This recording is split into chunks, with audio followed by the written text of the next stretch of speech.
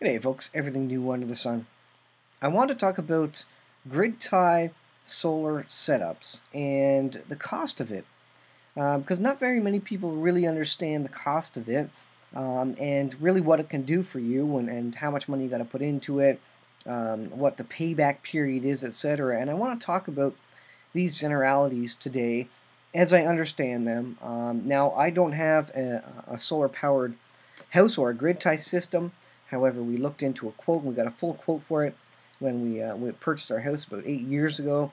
And so I have some inside information, and I also understand kind of the price of solar panels these days per watt, which is key because the biggest expense is the solar panels. And so you see a couple of images here.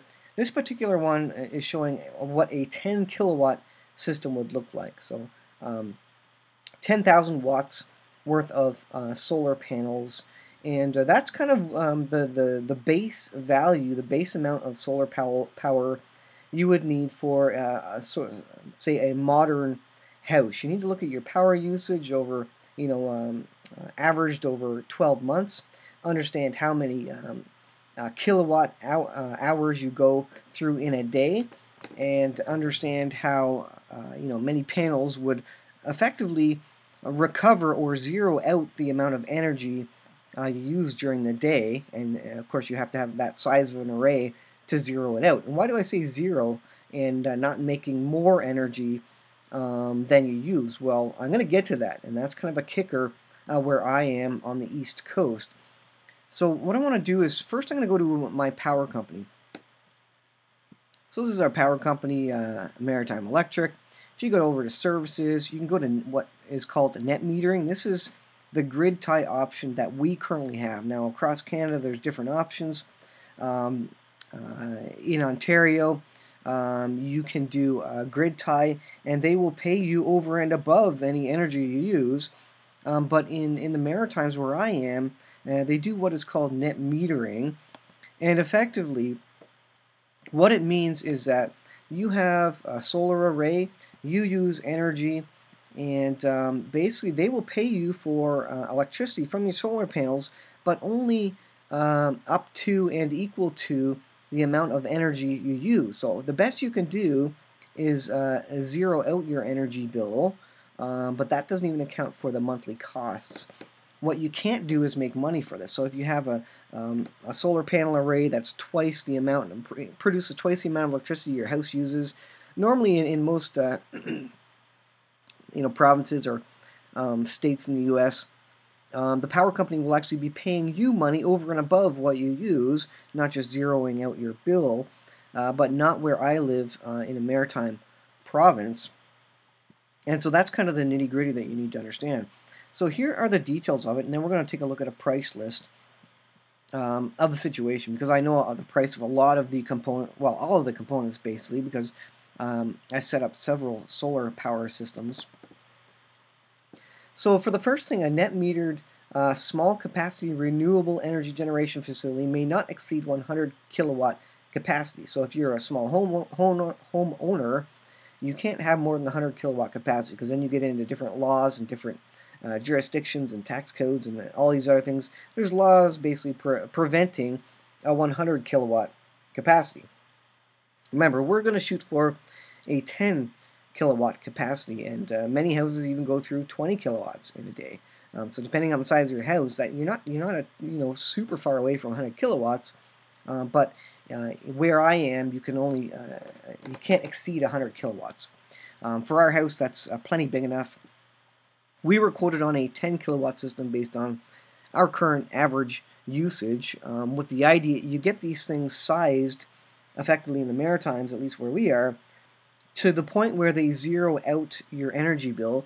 You don't want to have a solar panel array that will produce twice the energy, because basically you're giving twice the energy back to the power grid, but the electric company will only pay you for what you've already used in your house. So basically you're giving them 10 kilowatts for free.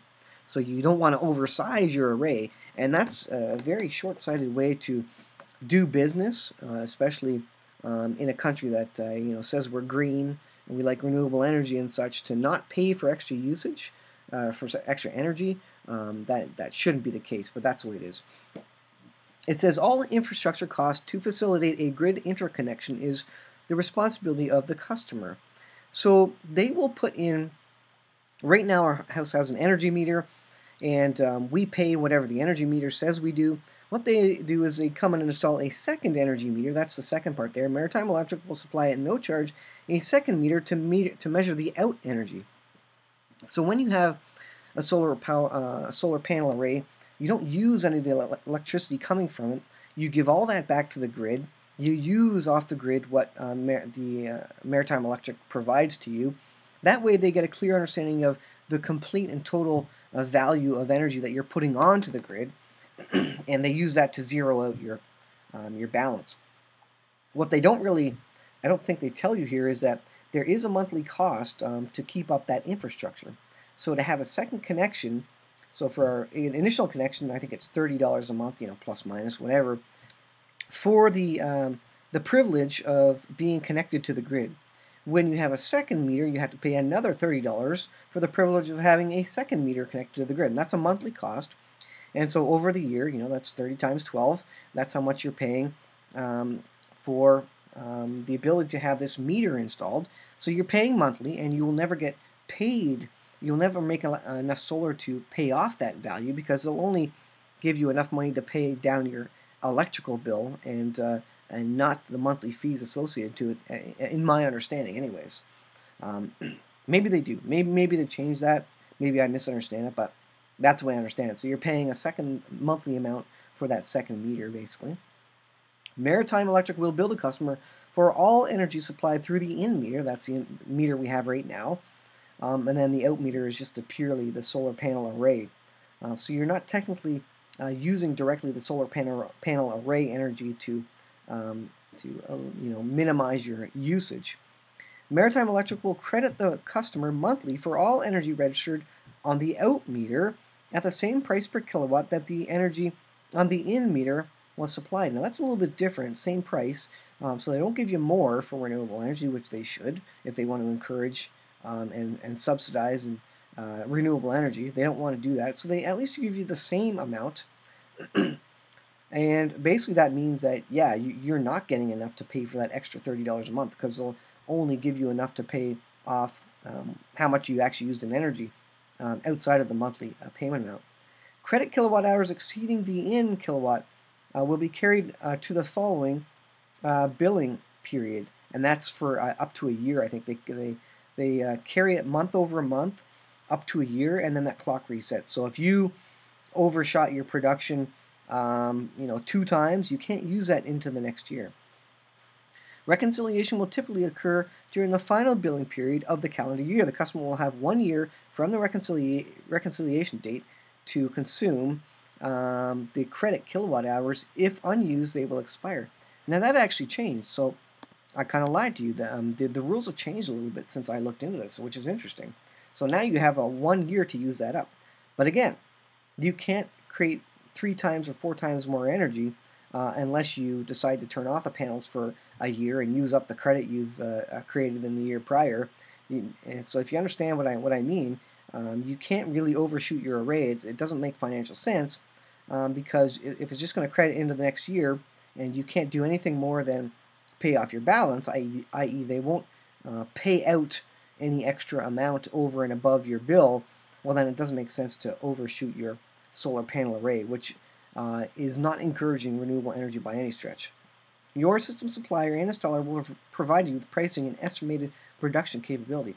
So the incentive they're creating here is basically to create a renewable energy system that is only enough to basically meet your consumption. They're not encouraging by higher kilowatt hour prices or allowing you to even sell more energy sell the extra energy back to the grid. They're simply zeroing out your existing bill, which does not include the monthly costs. So what does this cost, and what was the setup that we had presented to us? Well, this is a numbers presentation. Oh, by the way, let me go to this here. Let me go to this before mute that. This is, I just Googled it, what will a 10 kilowatt system cost in the United States in 2018? Now these prices are expensive, I think. I can do better than this. Certainly if you buy it yourself, you can do better than this, but maybe this is for what it costs to get the whole install done by a company, and of course they're going to have their profit on top of it. This is US dollars. As of January 2018, the average cost of solar in the US is over $3 per watt. So $31,000 for a 10 kilowatt system. Remember, that's kind of the base amount that kind of the standard household would use. That means the total cost for a 10 kilowatt system would be $21,000 after a 30% federal ITC discount, not factoring in any additional state rebates. Remember, Canada doesn't have any of these discounts at this time, so we would be paying the full $31,000 in Canadian money, which would probably be about $40,000. Here you can see a list of states, how much: 16 to 22,000, 20 to 26,000 in New York, New Jersey it's 19 to 24,000.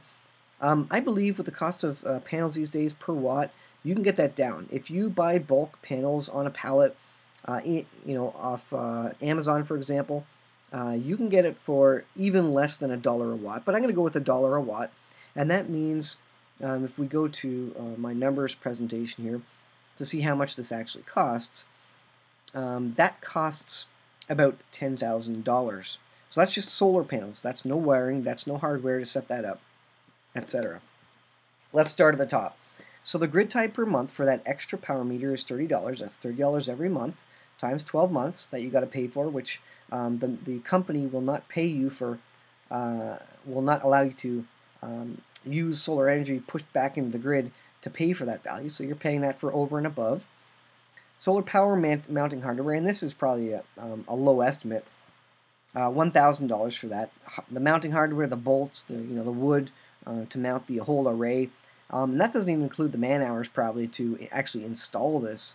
So it's going to be around $1,000, $1,500 probably just for the hardware. Then what you need is an official grid tie inverter. Why do you need this? Well, an official grid tie meter is necessary and required by law, I believe, because what it does is when the grid goes down, it shuts down your solar panel array so that it's not pushing electricity into the grid, and then you have a line worker from Maritime Electric electrocuted when the grid's down, when they think there's no power on the line, and meanwhile your solar panel array is pushing power on the line. So a decent, a proper grid tie inverter, and this may be more or less, but you're going to be paying $1,000, $1,500 for a proper wattage grid tie inverter, probably even more than that actually for an actual household one. I'm going to put that to $2,000 because I think that might even be still a low estimate. I'll have to check into that, but it's not cheap. So solar panels, 10 kilowatts at $1 per watt, which is cheaper than that 2018 website I was looking at, you're looking at a minimum of $10,000. That doesn't include shipping, etc. Usually on Amazon, it's free shipping, so you could probably get all those for about $1 a watt. Yeah, because the price is lower. The larger the array and the more panels you get, the better deal, of course. I think you can get them probably about 60, 70 cents a watt if you buy them in bulk from a local company, for example. And then you need solar charge controllers. This is all hardware that you need to purchase yourself or have a company install for you. And the professional grid solar charge controllers are around $1,000 a piece, and you need a couple of them because you don't usually get one for all your 10 kilowatts of energy. You usually get multiple set up in parallel and feeding energy back into the grid. So this would say be 3 solar charge controllers pushing power back into the grid tie inverter, into the grid that way. So overall, CA in Canadian funds, you're looking at kind of a minimum, and this doesn't include installation, man hours, etc., of $16,000.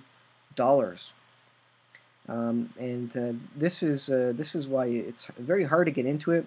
Now the payback of this system, if you pay $6,000 up front, which is what the kind of quote we got, and then you have a loan of $10,000 from the solar company, you can pay that off in about 10 years, probably less than that. So the payback would be 10 years or less on that, and then you would have pseudo-free energy. But the thing is, you got to remember that you are still paying every month effectively $60. 30 for your existing grid tie connection, another 30 for your secondary grid tie connection for the grid tie inverter. So $60 a month is going just to pay for the privilege of being connected to the grid. And so, yes, your energy bills go down, but your monthly fees go up, which really, really cuts into the value and the viability of a grid tie setup. And it's really unfortunate. There should be much larger incentives for this sort of stuff. But that's kind of the situation. That's the quote that we had when we originally looked into it. Now, this is going on 7-8 years ago. But again, looking at this article, this is interesting to me that January of 2018 and these prices were still so high. Over the last 8-10 years, prices were supposed to plummet of solar panels. They should have been as cheap as dirt. I mean, they're made out of dirt, basically. They're made out of sand, silicate or whatever it's called, effectively sand and glass and etc. But yeah, it should be a lot cheaper than it is. It isn't. The governments aren't incentivizing people. They're not making this cheaper. They're not making, not providing significant grants, and the cost of the components isn't really going down by any huge amount. A little bit, but not huge. It's still $1 or more a watt, especially if you're not getting bulk, pallets full of solar panels. So I just want to kind of walk you through what the quote that we got, how much overall a system would be. And it's something to look into. You got to run your own numbers, see if it makes sense. Yes, you will save money every month. We're paying about $150 to $200 a month, so we would save a good $100 a month, anyways. But the payback is 8-10 years on that loan that you got to get, with interest, to buy this system in the first place. And then where we live, there's no incentive to get a 20 kilowatt system and maybe pay the monthly values as well from the solar system, because the Maritime Electric, the local electric company, won't give you won't buy your production over and above the amount that you actually consume anyway. So there's absolutely no incentive to be a entrepreneur, to be a businessman, to start your own solar company, if you will. There's absolutely no incentive for it, which is unfortunate. So anyways, I just want to get that out there. Let me know your thoughts on it. What if your house is off grid, or you have a grid tie system, I'd be interested to know how much it cost you and what the payback period was. But for now, I'll leave it at that. And thanks for watching. We'll see you guys in the next video.